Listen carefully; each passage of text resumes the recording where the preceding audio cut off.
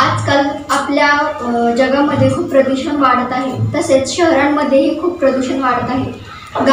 गावी सुद्धा प्रदूषण ह्याच्या कचऱ्यामुळे वाढत आहे, कारण प्लास्टिक हे कुजत नाही, त्यामुळे ते जाळल्यानंतर त्याचे प्रदूषण होत आहे।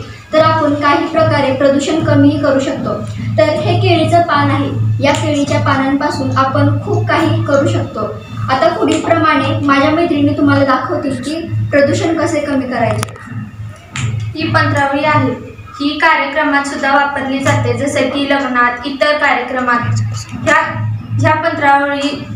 ही पंत्रावळी कुजते सुद्धा, जसे की प्लॅस्टिक कुजत सुद्धा नाही। असे करून आपण पर्यावरणातील प्रदूषण कमी करू शकतो।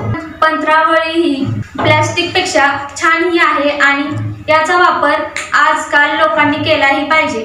तरी आम्ही सांगतो की या पंत्रावळीचा वापर तुम्ही नक्कीच करा। हे यूज आणि थ्रो आहे, हे पर्यावरणामध्ये कुजते सुद्धा, जसे की प्लॅस्टिक कुजत सुद्धा नाही, असा याचा वापर करा। हे पण केळीच्या पानापासूनच बनवलेलं आहे।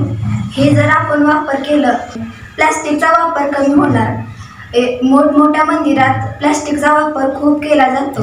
मंदिरामध्ये प्रसादासाठी प्लॅस्टिकचा वापर केला जातो। तर प्लॅस्टिकचा न वापर करता आपण केळीच्या पानापासून असे वाट्या तयार करू शकतो। जर ह्याचा उपयोग केला तर पर्यावरणाला हानी पोचणार नाही। हे आहे वडाचे पान। यांनी ज्याप्रमाणे केळीच्या पानाचे ताट बनवले, त्याचप्रमाणे वडाच्या पानाचेही उत्तम प्रकारे पान बनवू शकतात।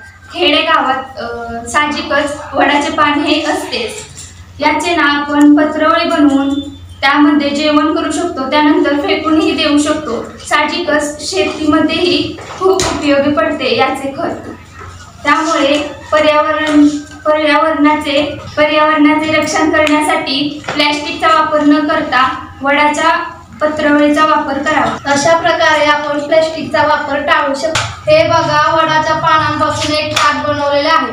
याचा आपण वापर जेवणासाठी केलाच पाहिजे।